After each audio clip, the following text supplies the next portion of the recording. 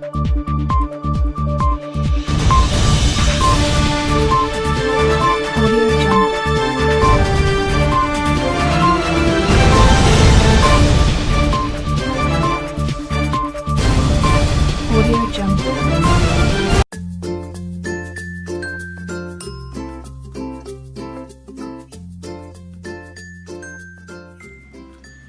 awal tahun 2019, tersebar kabar mengenai virus baru di Wuhan, Cina, yang mengakibatkan banyak masyarakat Cina meninggal dunia.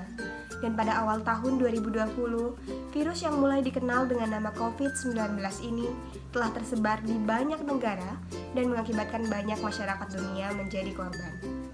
Menurut World Health Organization atau WHO, penyebaran virus ini dapat melalui penularan dari orang yang telah terinfeksi, di mana saat orang yang telah terinfeksi ini batuk atau bersin, maka partikel virus akan keluar dari mulut dan hidung mereka dan menyebar melalui permukaan benda atau melalui udara, di mana apabila ada orang yang belum terinfeksi tidak sengaja menyentuh atau menghirup virus ini, maka mereka akan terinfeksi.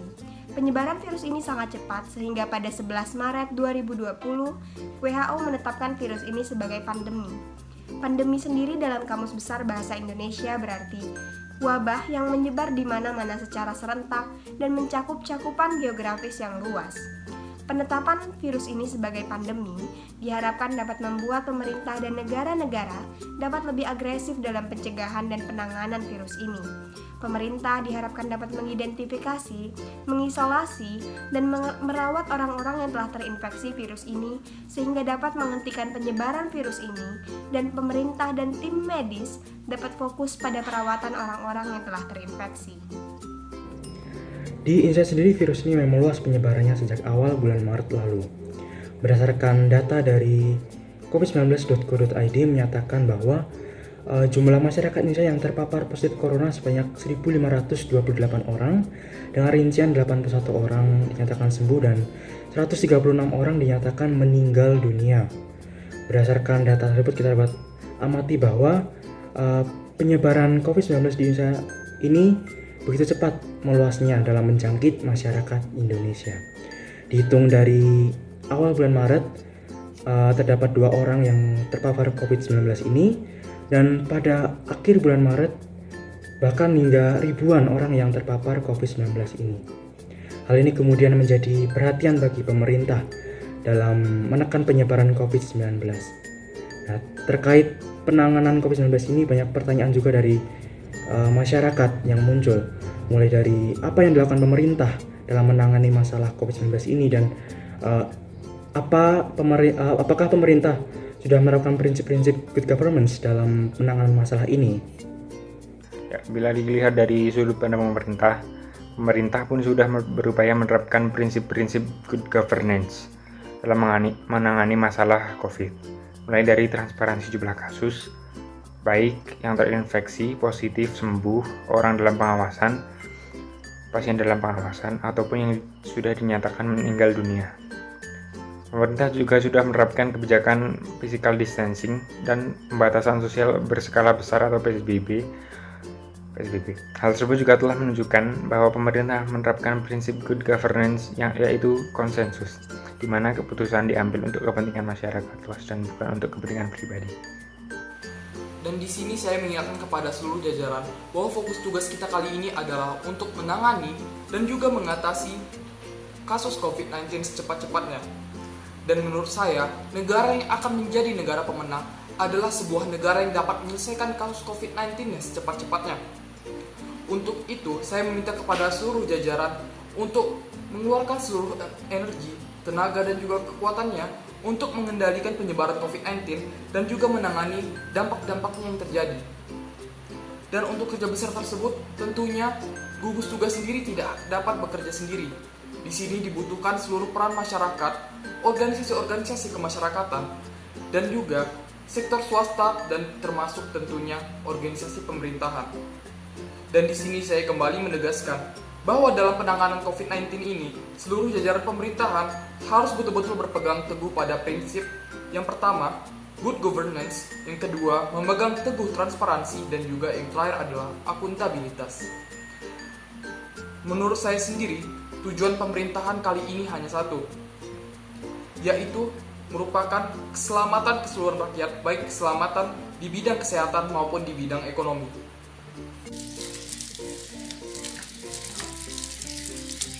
Jokowi kemarin sudah secara resmi mengeluarkan imbauan untuk menghindari kontak perorangan maupun kerumunan dengan bekerja dari rumah, sekolah, maupun dari kantor.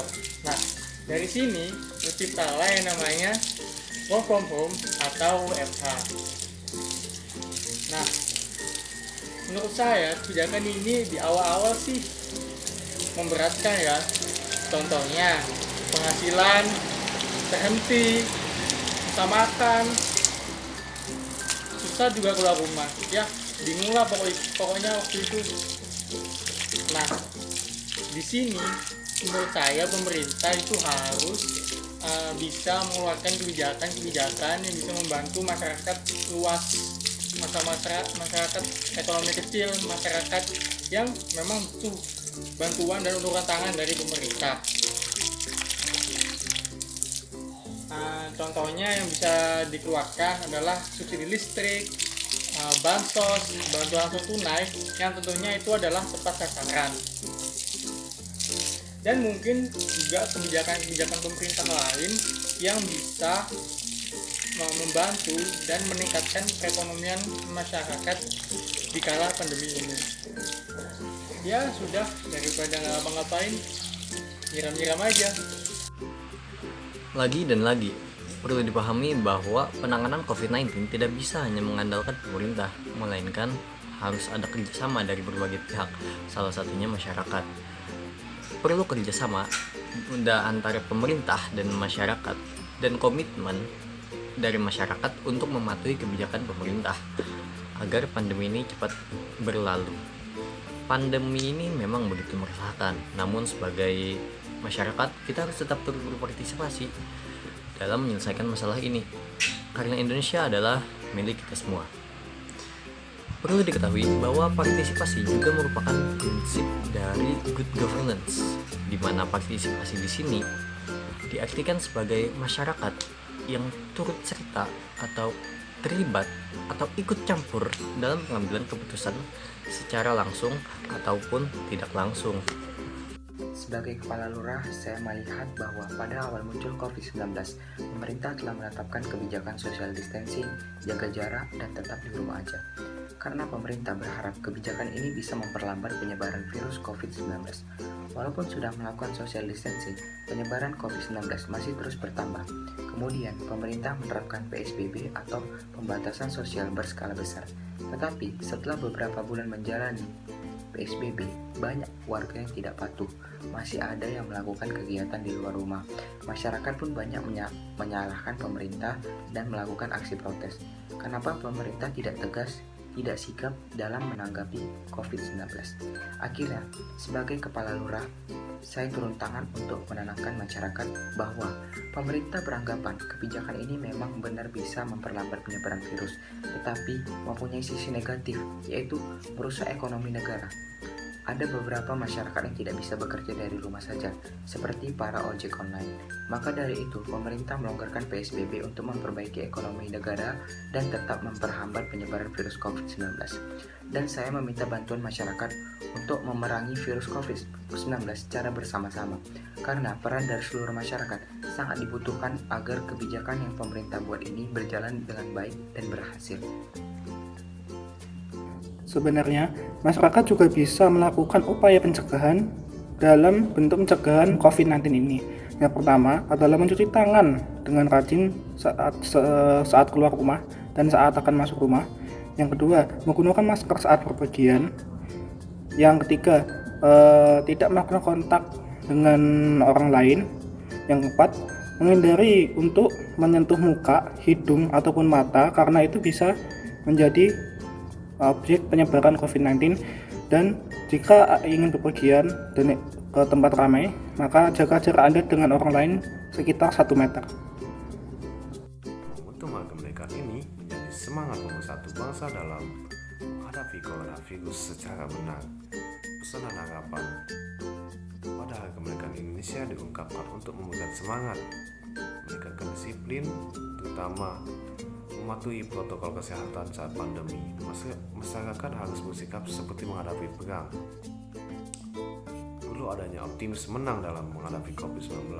Kalau tidak, ini akan terus berdampak sampai dengan 10 tahun yang akan datang. Selain itu, fondasi pendidikan sangatlah penting bagi keberlangsungan suatu bangsa. Oleh karena itu, kita mengharapkan pendidikan juga mendapatkan perhatian yang lebih pada saat menghadapi pandemi COVID-19 ini. Dari berbagai usaha yang telah dipegang pemerintah, kita sebagai rakyat Indonesia harus turut berpartisipasi dengan menerapkan work from home atau di rumah saja. Dari keramaian, rajin mencuci tangan, dan mentaati protokol kesehatan dari pemerintah. Indonesia milik kita bersama. Mari bersama berjuang untuk Indonesia. Jika dulu kita berjuang dengan perang, tapi sekarang kita berjuang dengan rebahan. Tapi yang perlu diingat, kita harus mengisi kegiatan di rumah saja dengan hal yang positif dan produktif untuk Indonesia yang lebih baik. Pada kondisi seperti ini, kita harus bisa memulai dan menerima perubahan akibat pandemi di segala bidang yang harus dilakukan dengan virtual.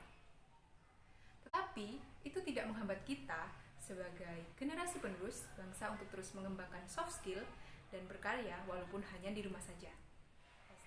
#bekerja dari rumah.